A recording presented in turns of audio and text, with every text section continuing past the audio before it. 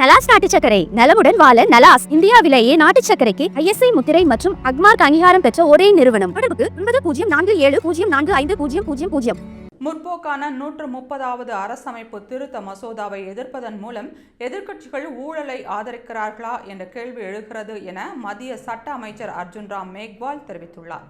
மத்திய பிரதேசத்தின் இந்தூர் நகரில் நடைபெற்ற தாயின் பெயரில் மரம் நடும் விழாவில் பங்கேற்ற பிறகு செய்தியாளர்களிடம் பேசிய அர்ஜுன் ராம் மேக்வால், நடந்து முடிந்த நாடாளுமன்ற மழைக்கால கூட்டத்தொடரின் போது பிரதமர், மாநில முதல்வர்கள், அமைச்சர்கள் ஆகியோர் ஊழல் அல்லது கடும் குற்றச்சாட்டுகளுக்கு உள்ளாகி தொடர்ந்து 30 நாட்கள் சிறையில் இருந்தால் அவர்களை பதவி நீக்கம் செய்ய வழிவகை செய்யும் 3 மசோதாக்கள் மக்களவையில் தாக்கல் செய்யப்பட்டன. பின்னர் அது நாடாளுமன்ற கூட்டுக்குழுவின் பரிசீலனைக்கு அனுப்பும் தீர்மானம் மாநிலங்களவையில் நிறைவேற்றப்பட்டது.